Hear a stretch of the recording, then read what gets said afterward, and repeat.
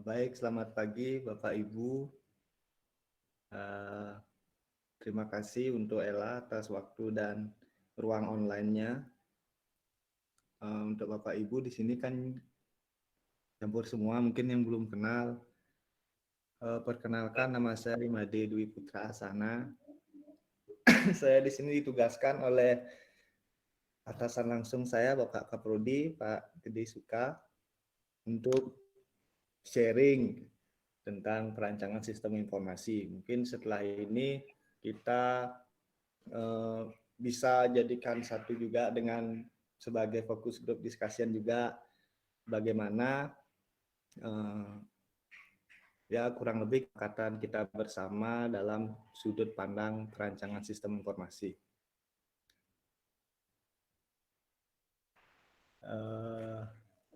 Ya, jadi sebelumnya perkenalan lagi ya, ini slide-nya Imade Putra Sana, ya saya teknik informatika, saya juga ditugaskan di bidang sistem dan aplikasi. Sebelumnya saya mohon izin kepada suhu saya di sini, ada Pak Agung Aryana, ada Pak Arse, ini guru, Bu Kadek, Pak Gus Hari, Pak Mangkur, kemudian Pak Gans, itu senior-senior saya semua waktu saya masih sebagai mahasiswa di STIMIK Stikom Indonesia. Sehingga saat ini saya menjadi rekan sejawat beliau-beliau semua beserta Bapak Ibu dosen STIMIK Stikom Indonesia. Oh ya, satu lagi sama dosen ADSI saya juga waktu di Stiki itu Ibu EK1, Ibu Anik Suryanti, mohon izin. Pertama, mungkin untuk awal itu pengertian sistem informasi ini karena guru kencing berdiri, murid kencing berlari, jadi kita sama-sama menggunakan sumber yang sama, yaitu Jogianto ya. Yang pertama, sistem adalah elemen yang terintegrasi dengan maksud yang sama untuk mencapai tujuan. Kemudian informasi itu adalah data yang diolah. Nah, sistem informasi ya gabungan dari dua-duanya, di mana bisa kita simpulkan yaitu komponen terintegrasi yang dirancang dan dibangun memang untuk menghasilkan informasi. Ilustrasi di pojok kanan bawah itu ada satu komponen yaitu kasir, komponen kedua yaitu gudang. Kemudian ada ibu-ibu itu melihat progres perbandingan antara penjualan dan pembelian. Itulah yang disebut dengan informasi. Komponen-komponen itu bisa seperti itu modelnya. Kemudian, nah di sini saya ditugaskan untuk sharing tentang data flow diagram. Mungkin sebelum ke sana kita mulai dulu dari sistem development life cycle, yaitu daur hidup pengembangan sistem yang diawali dari perencanaan sistem, analisa sistem, desain, seleksi sistem, implementasi sistem, dan perawatan sistem. Mohon maaf Pak Dwi, ya. Persentasenya nggak kelihatan. Persentase Bapak hilang. Padahal di sini tulisnya Anda sedang memberikan presentasi. Dari Bapak-Bapak yang lain, dari saya hilang. Oke, ya bisa dilanjutkan Bapak. Ya. Sudah terlihat. Baik. Terima kasih Bu Ella, luar biasa. Ya ini model lama yaitu waterfall yang sampai saat ini masih bisa kita jadikan patokan dalam pengembangan sistem, walaupun sudah berkembang ke beberapa jenis-jenis metode perancangan, tapi pada dasarnya diawali dengan perencanaan, analisa, dan desain. Tinggal jadi sedikit dimodifikasi. Jadi ini kalau menurut Jogianto, waterfall itu adalah sebuah metode pengembangan software bersifat sekuensial. Terdiri dari 6 tahap yang saling terkait. Nah, saya di sini akan fokus di desain perancang untuk DFD-nya. Jadi nanti di akhir kita akan coba membuat DFD. Terus, nah sebelumnya ini mungkin penjabaran sedikit dari tahapan sebelum dibuatnya sistem, yaitu desain. Nah sebelum desain itu dasar dari mana?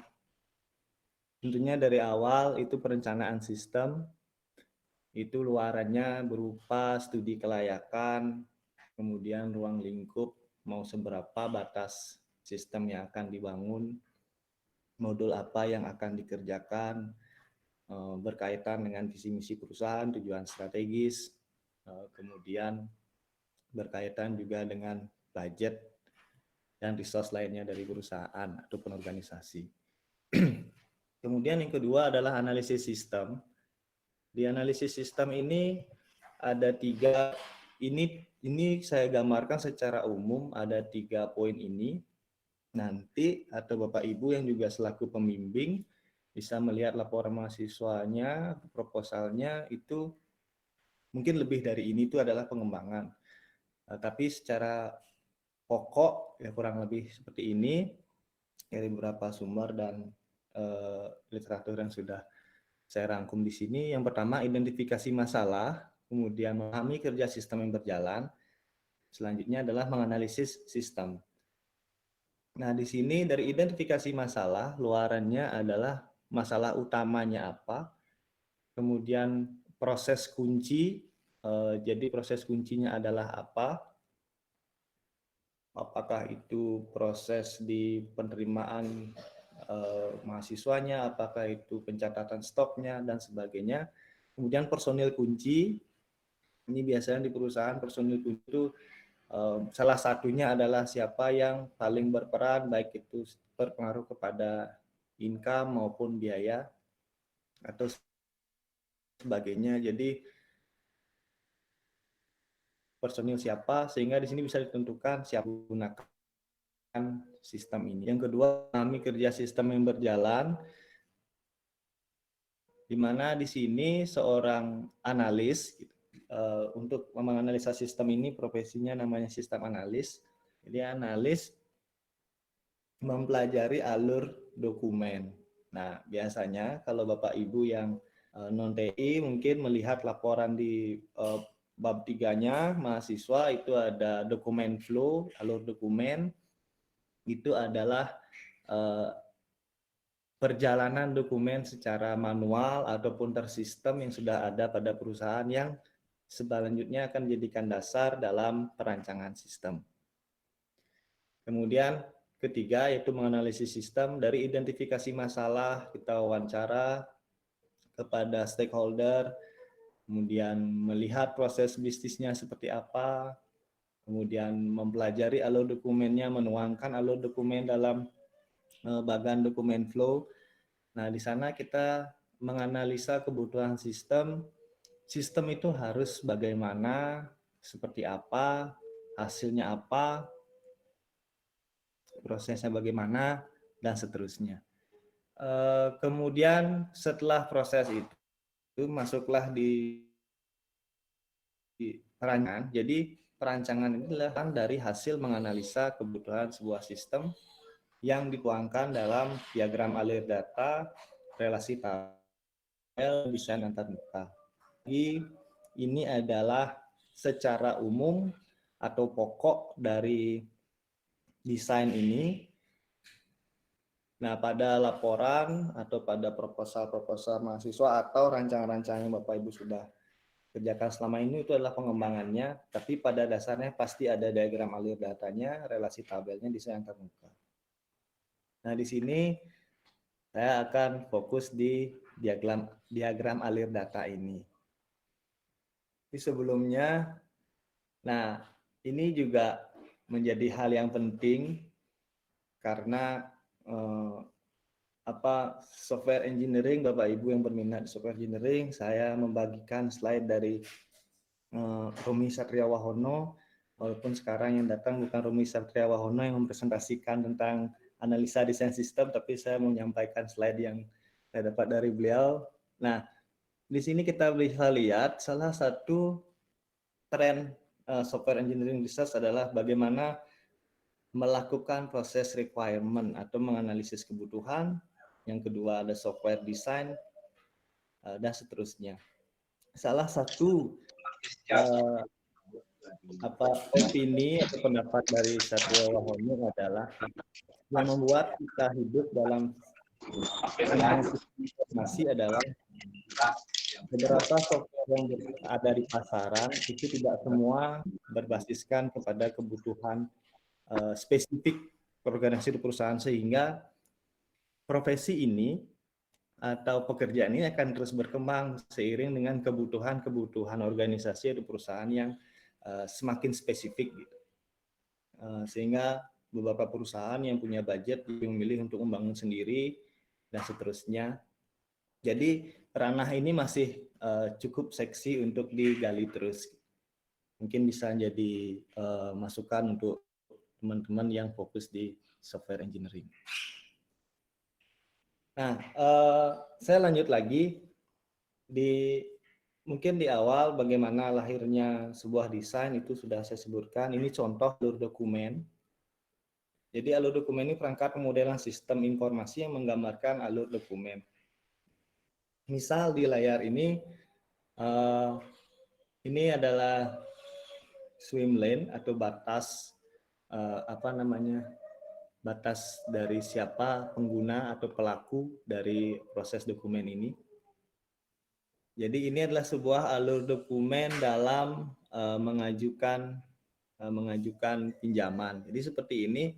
Nah, kita pun bisa mengkritisi sebuah rancangan atau sebuah usulan desain dari seberapa layak dokumen flow diagram yang sudah disampaikan oleh mahasiswa nanti dalam proses bimbingan.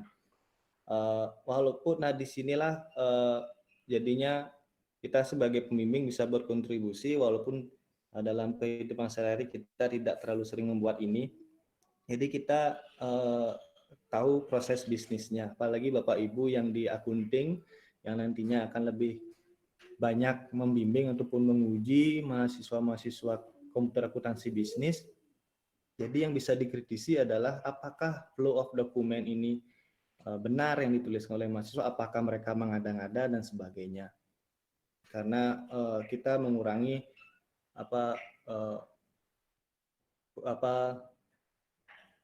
informasi yang palsu tentang alur dokumen manual dari sebuah perusahaan yang dijadikan objek penelitian. Jadi bisa dikritisi di sini nanti saat proses bimbingan. Jadi alur dokumen seperti apa. Nah, ini beberapa simbol sebagai penyampaian aja, pengenalan aja beberapa simbol-simbol dalam dokumen flow. Ada kartu plong, dokumen, online display, paper tape, magnetic drum, hard disk, magnetic tape, disket, proses, operasi luar, kegiatan manual, pengurutan offline, simpanan offline, keyboard, operasi luar, pita kontrol, off-page connector, dan konektor. Jadi semua simbol-simbol ini mewakilkan bagaimana dokumen tersebut dijalankan atau dikerjakan sampai diarsip. Itulah yang menjadi dasar dalam perancangan sistem informasi. Nah, ini directional flow. Selanjutnya, setelah dipahami dokumennya seperti apa, wawancara, identifikasi masalah, tujuan utama, report yang dibutuhkan, dan seluruhnya, kemudian dilakukan analisis sistem berupa analisis kebutuhan. Analisis kebutuhan sistem itu ada dua, yaitu fungsional dan non-fungsional. Di analisis kebutuhan sistem inilah yang menjadi kekuatan dari sebuah sistem jadi layak untuk diajukan. Disinilah kita dalam merancang atau mahasiswa kita tuntut untuk memunculkan karakteristik dari sistem berdasarkan kebutuhan perusahaan, karena ada kondisi perusahaan ini tidak membutuhkan poin ini, perusahaan yang ini membutuhkan, dan seterusnya. Jadi ini kita jadikan dasar dalam pembentukan modul-modul. Mute malu nih. Nah, ini ada contoh adalah salah satu proses menganalisa sistem. Saya bersama mahasiswa untuk menganalisa kebutuhan sistem di UPS dalam manajemen pendaftaran online. Nah, jadi di sini sekalian kita kelompokkan konsep ini. Saya dapat waktu diskusi dengan saya juga Bapak Dewadi. Jadi beberapa kebutuhan itu kita kelompokkan. Kelompok-kelompok inilah yang menjadi modul utama dalam sistem. Modul ini kemudian kita pecah-pecah kembali untuk menemukan subproses sehingga paling bawah yang siap disistemkan. Jadi kita bisa kritisi di sini nanti di proses bimbingan mungkin ini masuk dari saya, kita bisa mengakomodir kebutuhan sistem yang mana dan seterusnya. Apakah sudah berkaitan dengan tujuan utama dan seterusnya.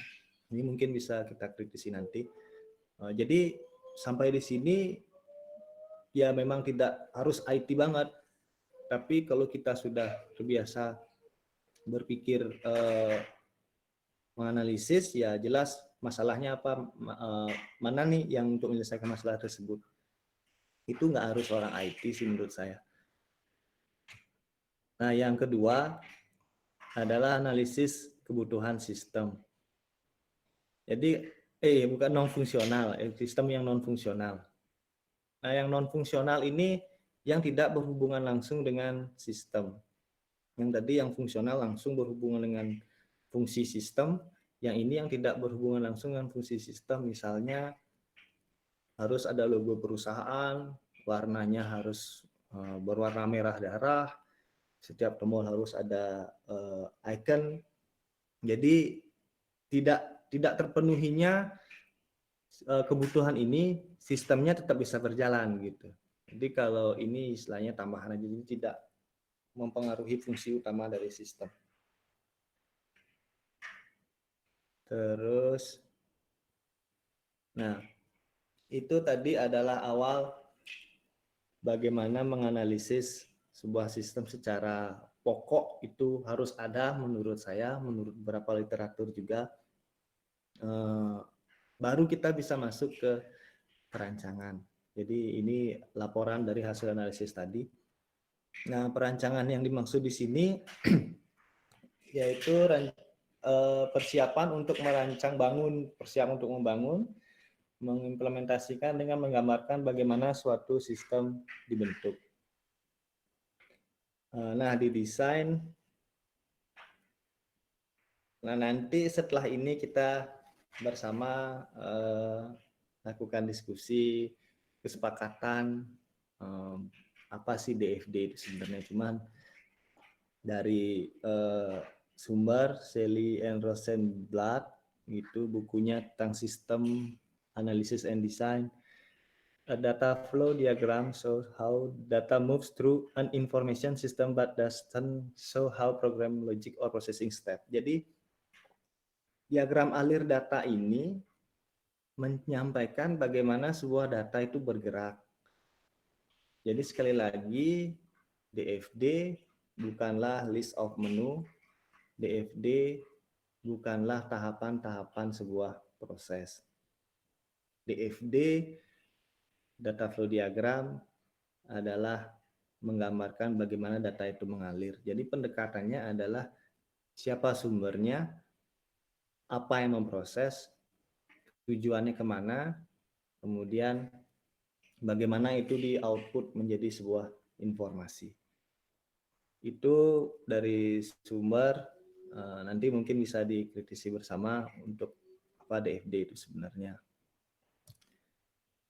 Nah, DFD itu ada dua komponen yang beredar, terutama yang beda itu adalah di proses dan di data store. Dari Jordan dan DeMarco itu prosesnya bulat, data store tidak ada kotak sebelah kiri. Kalau Gen dan Serson itu prosesnya kotak, Data store-nya ada garis pinggir bordernya sampai di kiri. Nah, di sini yang sekali lagi bisa masukkan juga yang bisa kita kritisi bersama di proposal mahasiswa adalah kalau dia di teorinya menyatakan teorinya Jordan DeMarco, tapi di DFD-nya dia menuliskan diagram apa simbolnya adalah simbol-simbol pada Jen and Serson, ya itu jelas teorinya tidak mendukung apa yang sudah dia gunakan dalam perancangan. Nah, ini yang harus seimbang. Jadi beberapa mahasiswa mensiasati ya ditulis saja dua-duanya, dia tinggal pilih yang mana. Gitu. Itu dua model komponen, jadi yang mana aja bisa. Beberapa perangkat perancangan itu memilih salah satu. Jadi jangan misalnya Power Designer dia pakai yang awalnya di versi 6 dia menggunakan Jordan DeMarco, sekarang dia menggunakan Jen and Serson yang di versi 15. Atau nanti yang versi-versi selanjutnya. Nah, ini contoh komponen DFD di Jen and Serson simbol. Itu seperti ini. Kotak. Ini di sini ada nomor, biasanya penomoran. Kalau di Jordan itu bulat. Data flow-nya masih sama. Kemudian data store ini bedanya antara Jen Serson dan Jordan. Ini external entity-nya. Itu contoh perbedaannya. Nah, saya di sini coba menceritakan kembali mungkin Bapak Ibu yang sudah terbiasa dengan perancangan, saya seperti menabrak ya ke lautan ya, pasif saya bilang. Nah, ini mungkin Bapak Ibu yang non TI mungkin bisa menjadi dasar juga nanti biar bisa nyambung saat melihat laporan perancangan mahasiswa. Terminator, ada yang bilang namanya terminator, ada yang bilang namanya external entity. Nah, ini juga nanti kita kesepakatan bersama yang sering terjadi perbedaan. Di sini di Sumber si Rose tadi, terminator dapat berupa orang, sekelompok orang, organisasi, departemen di dalam organisasi, perusahaan yang sama tetapi di luar kendali sistem yang sedang dibuat modelnya. Terminator dapat juga berupa departemen, divisi, atau sistem di luar sistem yang berkomunikasi dengan sistem yang sedang dikembangkan. Nah, pemberian nama terminator itu berupa kata benda, dosen, mahasiswa, SMS Gateway Service. Jadi SMS Gateway Service adalah sebuah service yang akan dimanfaatkan oleh sistem yang kita rancang ini untuk proses selanjutnya. Jadi eksternal entity-nya pun dapat berupa sistem, contohnya adalah SMS Gateway Service. Beberapa kondisi ada yang menyatakan terminator adalah sumber data asli, terminator adalah pengguna, dan seterusnya. Jadi dari yang saya coba cari-cari, selama itu dimengerti oleh si pembaca dan diceritakan dimengerti oleh si pembaca dan dimengerti oleh si pembuat dan diceritakan sudut pandangnya disamakan terlebih dahulu bahwa ini adalah pengguna, ya udah benar, ini adalah sumber data, ya udah ini kembali ke sudut pandang antara si pembuat dan si klien yang dipresentasikan perancangan ini. Nah, nanti mohon dikritisi bersama siapa sih yang akan kita sepakati terminator itu adalah apakah sumber data langsung atau ya pengguna atau yang berkaitan langsung dengan sistem. Kemudian yang kedua adalah proses. Proses menggambarkan bagian dari sistem yang mentransformasikan input menjadi output. Nama proses menjelaskan apa yang sedang akan dilaksanakan. Nah, nama untuk proses itu menggunakan kata kerja transitif, yaitu kata kerja yang diikuti oleh objeknya. Misalnya kata kerjanya menghitung gaji. Jadi kata kerja yang itu objeknya adalah gaji. Mencetak KS, menyimpan KRS, mengelola data mahasiswa, mengelola data dosen, dan seterusnya. pada gambar ilustrasi ada contoh-contoh inputan pada proses, ada satu input satu output, satu input banyak output, banyak input satu output, banyak input dan banyak output. Ini contoh-contoh input output pada sebuah proses. Itu proses, kemudian flow. Flow atau alur atau alir menggambarkan alir data input dan output. Nama flow berupa kata benda dan kata sifat jika dibutuhkan. Kata benda misalnya mahasiswa, untuk jika diperlukan kata sifat untuk penamaan flow-nya, misalnya mahasiswa yang menunggak gitu misalnya, mahasiswa yang berprestasi dan seterusnya. Flow dalam DFD itu mewakili satu atau beberapa item data. Nah, yang satu item data itu contohnya NIM, yang satu set data itu data mahasiswa yang di dalamnya berisi NIM nama jurusan. Nanti akan saya share juga tentang package of data yang dikirimkan melalui flow. Itu flow, kemudian nah ini package of data. Package of data itu kita mengirimkan data lewat flow, di mana sebenarnya yang kita kirim dari sumber dan tujuan itu sebenarnya saling berhubungan dalam satu buah proses. Jadi itu kita cukup paketkan dia dengan istilah paket data yang kita mengerti.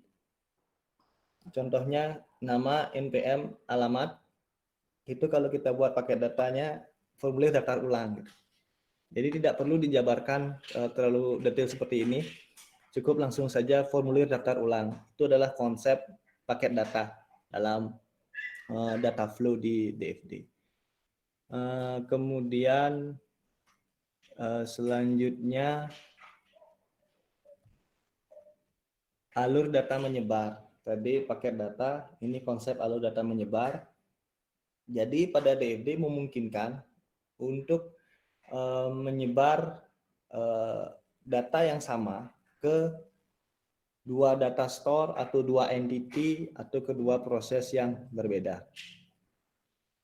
Yang misalnya di gambar itu pesanan, membuat laporan penerimaan sehari-hari, satunya ke external entity manager, satunya ke bagian pembukuan. Jadi dari proses dia pecah ke dua sumber atau lebih dari satu sumber. Kemudian yang ketiga adalah konsep converging data flow, itu alur data mengumpul. Jadi dari dua sumber data yang berbeda, itu bisa masuk ke dalam satu buah proses data store maupun external entity. Contoh seperti di gambar, membuat faktur itu mengirimkan data faktur, dari membuat slip pengirim itu mengirimkan slip pengirim ke satu buah external entity yaitu konsumen.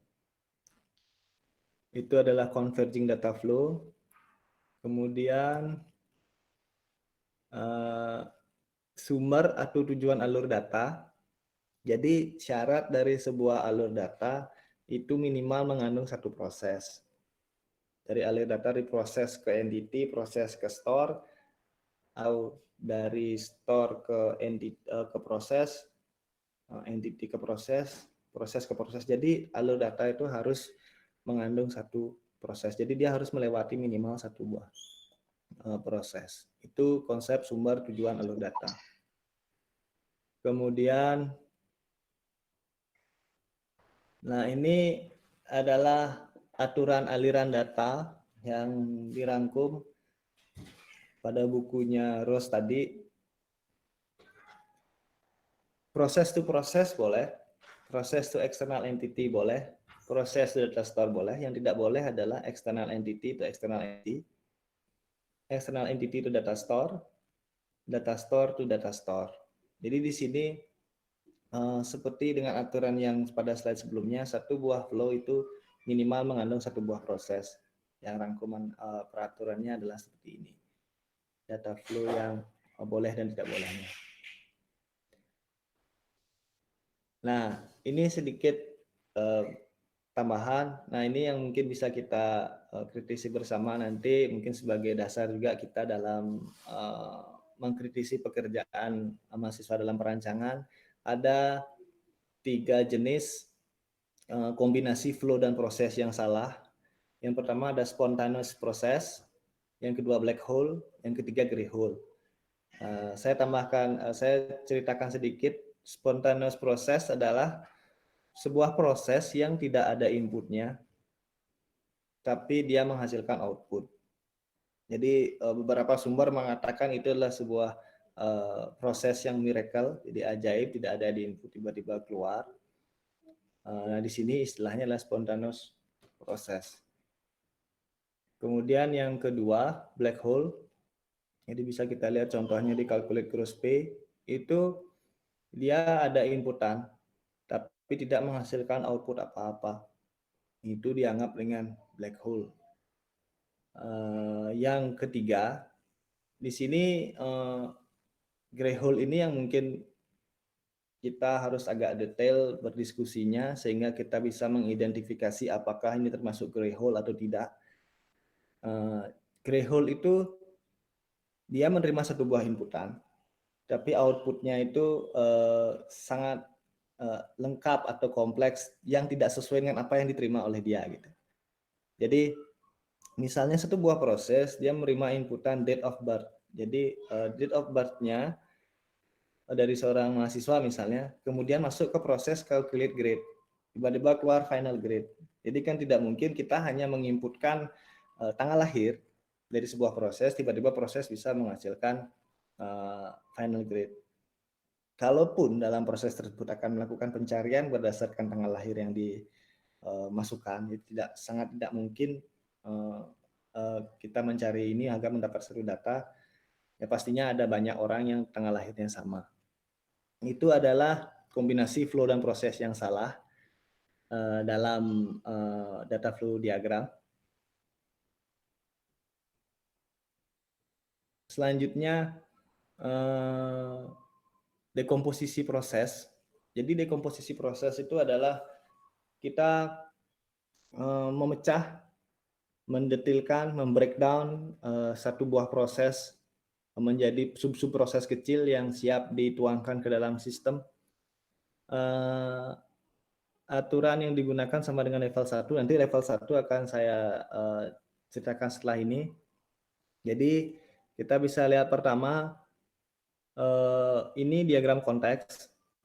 Nanti saya akan tambahkan penjelasannya, diagram konteks. Nah, di dalam sistem ini, di dalamnya terdapat proses, 4 buah proses, 1, 2, 3, 4, di mana ini masih namanya level 0. Proses 3 ini ada turunannya lagi, dalamnya ada proses lagi, yaitu 31, 32, 33, 34. Nah, ini yang juga bisa kita kritisi di laporan perancangan mahasiswa, apakah level 1 yang dia sebut namanya misalnya proses 3, ternyata penomorannya adalah 1 di dalamnya. Jadi ini jelas dia pada saat mendekompos atau proses membreakdown dia ada yang keliru atau keliru menempel dan sebagainya. Itu dekomposisi proses. Nah, dekomposisi proses itu ada diagramnya. Itu ada yang bilang dekompos diagram, ada yang bilang namanya hierarki chart. Nah, ini biasanya digunakan untuk menjabarkan proses utama, proses utamanya namanya sistem apa, kemudian di breakdown dia ada berapa proses ini proses utama. Pertama dia di breakdown nama sistemnya menjadi proses utama, kemudian turun lagi subprosesnya di setiap sistem di setiap proses utama ini. Apakah setiap proses harus di breakdown? Ini kembali ke kebutuhan. Ada proses yang sampai di level ini yang memang tidak ada turunan, ya sudah tidak ada turunan lagi. Bahkan ada yang di sini cetak pinjaman dia ada turunan lagi sampai level selanjutnya.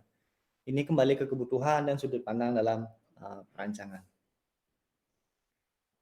itu diagram dekomposisi. Mungkin saat ini sudah tidak terlalu digunakan di laporan. Ini di penggantinya ini lebih pas ke yang biasanya Bapak Ibu lihat di laporan mahasiswa itu event list. Kalau di sini namanya diagram dekomposisi kalau dibuat dalam bentuk diagram. Kemudian, nah, balancing, keseimbangan. Jadi maksud saya di awal ini kita baca peraturan-peraturan perundang-undangan dalam DFD dulu secara textbook. Gitu. Nanti kita akan coba di pengerjaannya di Power Designer ataupun software lain yang Bapak Ibu miliki. Balancing memastikan bahwa input dan output data DFD mengalir dari induk DFD dipertahankan pada anak DFD. Contoh, satu buah proses namanya apply payment itu ada 2 buah alur masuk, 2 buah inputan dan 4 buah output. Nah, apply payment ini itu didecompose memiliki 4 buah subproses. Post payment, deposit payment, prepare accounting entry, pay commission. Nah, apply payment ini kalau kita bungkus, dia adalah satu kesatuannya di sini. Di sini. Nah, payment detail itu keluar outputnya input pertama invoice detail. Berarti invoice detail itu masuk di proses 3.1. Kemudian payment output untuk payment detailnya itu keluar di proses 1. Input payment itu C, itu masuk di proses 3.1. Kemudian di sini dia memproses kembali di dalamnya, baik itu ke data store maupun ke proses lainnya, untuk memberikan output lagi kepada external entity. Misalnya EFD, jadi 1, 2, 3, 4, 5, 6. 1, 2, 3, 4, 5, 6. Jadi sama-sama ada 6 flow. 2 buah input, 4 buah output. Jadi 2 buah input, 1, 2, 3, 4. Jadi pembungkusnya adalah di sini. Ini pembungkusnya. Itu konsep keseimbangan. Nah, jadi nanti keseimbangan ini biasanya kita lakukan pengecekan di Power Designer. Nah, nanti kita bisa diskusikan bersama apakah keseimbangannya akan kita gunakan dalam perancangan nanti, kesepakatan kita bersama dalam pengecekan desain mahasiswa. Nah, ada lagi aturan satu lagi, menghindari DFD rumit. Jadi ada satu kondisi, mohon maaf saya lupa menambahkan contoh ilustrasinya. Jadi ada satu kondisi prosesnya banyak, alurnya banyak. Kalau dipertahankan hanya satu buah customer, di sini ada proses lagi, di mana-mana ada prosesnya dan dia terhubung, maka akan ada garis flow yang kemana-mana seperti benang kusut. Untuk menghindari itu ada triknya, yaitu menambahkan label sebagai penduplikatan sebuah external entity atau store. Jadi untuk data store itu diberikan garis lurus, ini contohnya, atau bintang. Bintang pada data store itu menandakan adanya duplikat. Jadi kita cari-cari yang mana duplikatnya pada desainnya. Kemudian komponen DFD yang menggunakan duplikat hanya komponen store dan terminator. Proses tidak boleh. Jadi kalau proses ada pecahannya lagi, yaitu sudah diwakilkan oleh decompose. Tapi di sini karena tidak ada decompose pada store dan terminator, salah satu solusinya adalah dengan menambahkan sign duplikat. Sesuai dengan teori ini. Ini ada di bukunya Jogianto. Nah, makin sedikit makin duplikat, makin baik DFD yang terbentuk. Kalau di Power Designer itu ada pengecekan diagram. Jadi di sana lebih strict. Ketika kita cek diagramnya error semua, walaupun kita belum melakukan implementasi pengkodingan, di rancangan saja sudah error, apa kabar dengan pengkodingannya.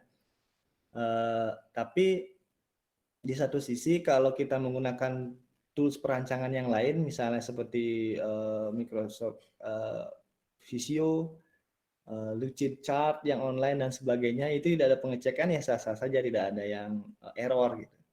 Ya sekarang tinggal kesepakatan kita bersama apakah wajib melampirkan bukti bahwa tidak error di Power Designer. Itu nanti kita bisa diskusi bersama. Tapi ini ada teorinya begitu. Nah, itu tadi aturan-aturan tentang DFD. Selanjutnya mungkin saya ceritakan sedikit dulu langkah-langkahnya dalam menggambar DFD. Yang pertama itu identifikasi entitas luar, input, output, proses dan subproses yang ada. Kemudian kita rencanakan diagram konteksnya seperti apa, diagram level 0-nya seperti apa, diagram level 1 seperti apa, dan ada berapa diagram level 2. Jadi idealnya kalau menggambar DFD ini itu kita menggunakan kertas dan pensil serta penghapus, jadi kita orek-orek dulu di kertas, setelah oke, baru kita tuliskan pada kita buat di Power Designer atau versi digital kita buat baik di Power Designer, baik di Visio dan sebagainya. Ini langkah-langkahnya. Nah, identifikasi proses itu kita kenal di laporan proposal yang sudah jalan sekarang ada event list. Berapa ada yang menulis identifikasinya dalam bentuk hierarki chart atau decompose diagram tadi. Nah, ini yang sudah berjalan itu beberapa bukan berapa sih mahasiswa menuliskan event list seperti ini, yaitu daftar kejadian, proses-proses apa saja yang ada, mengelola pendaftaran anggota, di mana di dalam mengelola pendaftaran anggota itu ada subprosesnya, yaitu menambah anggota, menonaktifkan anggota, mencetak kartu anggota. Nah, untuk teman-teman yang non TI mungkin jadi pertanyaan apa sih dasar kita menyusun ini? Ya dasarnya yang analisis tadi dari saya kembali sedikit. Dasarnya ke yang tadi itu adalah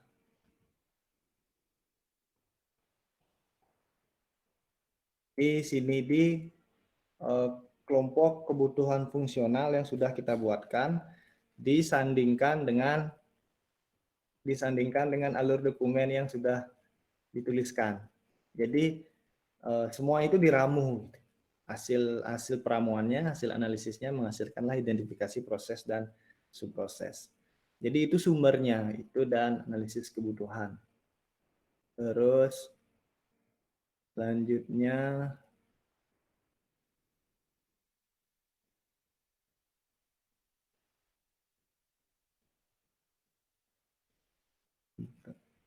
ya ini contoh mengelola pendaftaran anggota. Ada dua proses utama, kemudian mengelola data simpanan, menambah simpanan anggota, mencetak simpanan anggota. Nah, di sini juga bisa kita kritisi perancangan hasil identifikasi mahasiswa, Bapak Ibu mungkin yang membuka dokumen flow-nya, membuka kebutuhannya, kemudian di cross check. Yang kebutuhan ini prosesnya yang menghandle yang mana? Kebutuhan yang ini prosesnya yang menghandle yang mana? Dokumen flow ini yang menghandle yang mana di identifikasi proses, baik itu event list istilahnya kita bilang, ataupun hierarchy chart atau decompose. Intinya yang mana yang menghandle kebutuhan-kebutuhan tersebut ataupun manual-manual yang sudah berjalan tersebut, itu yang bisa kita kritisi di perancangan mahasiswa. Nah, selanjutnya saya menggunakan Power Designer dalam membuat DFD. Beberapa di mahasiswa pun sepertinya mahasiswa kita lebih banyak menggunakan Power Designer karena di kuliah kita juga menggunakan di proses perkuliahan juga menggunakan Power Designer sepertinya. Mohon dikoreksi kalau tidak sesuai. Alternatif lain adalah Lucidchart. Nanti mungkin saya bisa informasikan Lucidchart yang online itu free sampai 3 buah tiga tempat kerja, yaitu Cicat online. Kemudian yang lain adalah Visio. Cuman bedanya yang baru saya tahu sampai saat ini dengan yang bedanya dengan Visio adalah di sini ada pengecekan apakah dia error atau tidak error sesuai dengan aturan-aturan yang ada maupun aturan yang sudah disisipkan di dalam alat perancangan ini, apakah dia error atau tidak. Tapi kalau di Visio itu tidak ada. Mungkin satu lagi yang bisa digunakan bisa pakai Visual Paradigm yang juga digunakan oleh perancangan UML. Itu Visual Paradigm bisa digunakan untuk membuat DFD. Jadi di sini pada dasarnya semua versi sama di Power Designer. Bedanya ya ada Power Designer yang menggunakan simbolnya DeMarco, Jordan DeMarco, ada yang menggunakan Jen Serson. Pada dasarnya semuanya tujuannya sama, yaitu menggambarkan alir data. Jadi di sini pada saat pertama kali membuka, kita file new model, kita pilih data flow diagram, kita masukkan nama modelnya. Nah, kita tinggal tekan OK. Nah, di sini ada tampilan awal saat model baru. Sebagai informasi, selain digunakan dalam penggambaran DFD, ini juga bisa digunakan dalam penggambaran kontekstual data model dan physical data model, yaitu relasi tabel. Di sebelah kiri, untuk jendela default saya ya, akan ada kondisi di jendela default Bapak Ibu yang sudah menginstal, itu berbeda posisinya. Yang pasti kalau sebelah yang ada tempat workspace itu namanya itu adalah ruang kerja, itu ada list model-model yang sudah kita buat dalam satu lingkup kerja, karena kondisinya adalah dalam satu workspace kita merancang satu buah sistem informasi, di dalamnya ada pemodelan untuk database-nya, ada pemodelan untuk proses bisnisnya, ada pemodelan untuk data flow diagramnya secara logikal dan sebagainya. Semuanya jadiin satu dalam satu workspace ini. Itu biasanya digunakan orang kerja. Yang B, yang sebelah sini adalah palette. Palette ini adalah simbol dasar pada Power Designer. Ini secara default untuk Power Designer palette-nya adalah ini dasarnya. Jadi di sini harus hati-hati. Jangan sampai external entity ini kita menggunakan punyanya palette, karena ini tidak diidentifikasi sebagai external entity. Jadi karena kita membuat model data flow diagram, yang kita fokuskan adalah data flow tools pada data flow diagram. Ini simbol data flow diagram. Jadi 1, 2, 3, 4, 5, 6. Nah, di sini ada sedikit pengembangan. Di sini ada 2 jenis flow. Nanti di sini jelas cuma satu ya. Di sini ada 2 jenis flow. Ada resource flow. Nanti saat di Power Designer Bapak Ibu bisa sorot bersama. Ini resource flow, ini flow. Resource flow itu adalah flow antara proses dengan data store. Ini antara proses dengan data store. Kalau flow itu antar proses dan external entity. Jadi di sini di Power Designer dibedakan. Mungkin tujuannya itu untuk proses pengecekannya si Power Designer.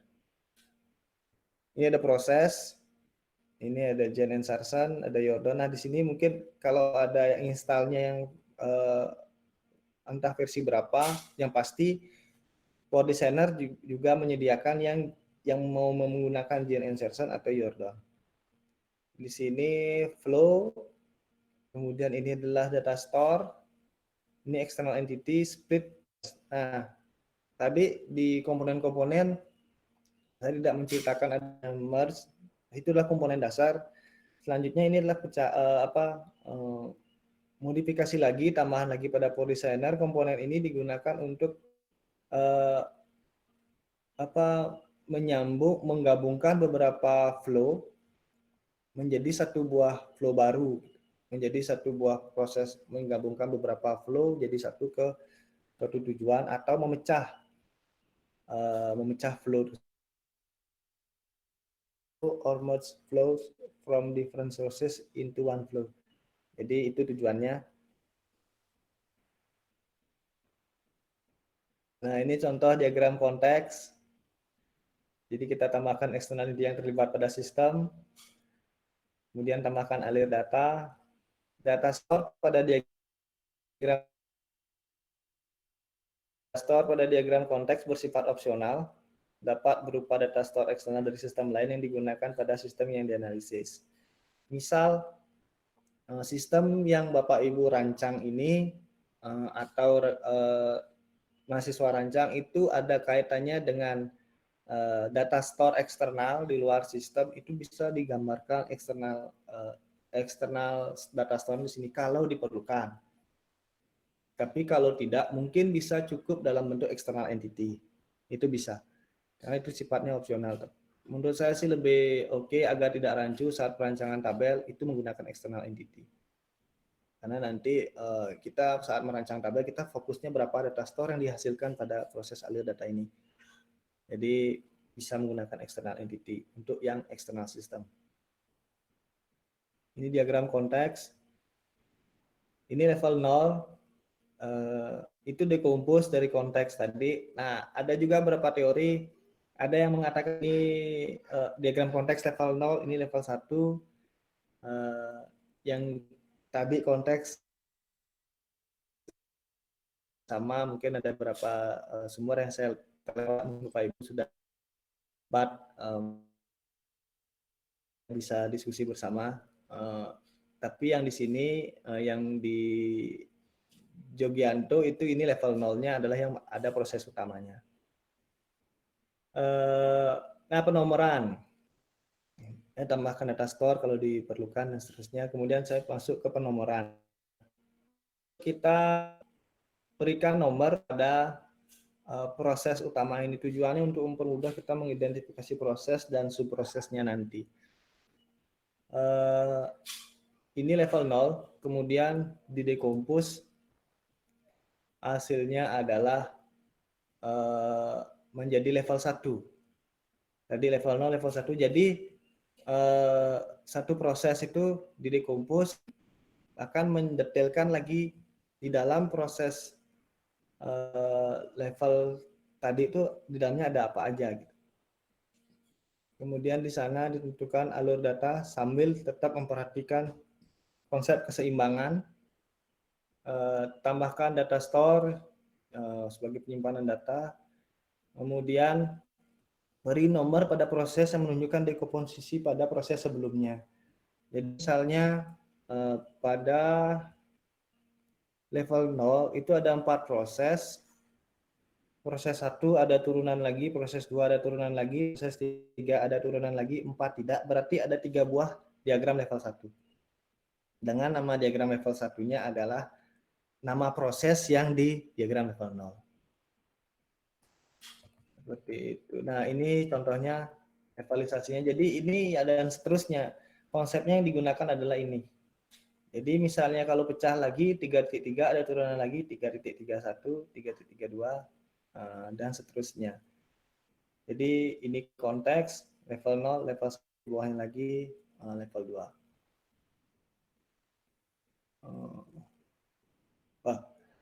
Untuk selanjutnya kita mungkin bisa coba bersama atau bagaimana Ella? Apakah kita langsung coba atau kita mau diskusi dulu sebelum kita mau nyoba bareng atau apakah perlu nyoba bareng dan sebagainya? Tolong dibantu Ibu Ella. Terima kasih untuk presentasinya, Bapak. Mungkin untuk sementara mungkin break 5 menit, memberikan waktu kepada pembicara mungkin minum. Siapa?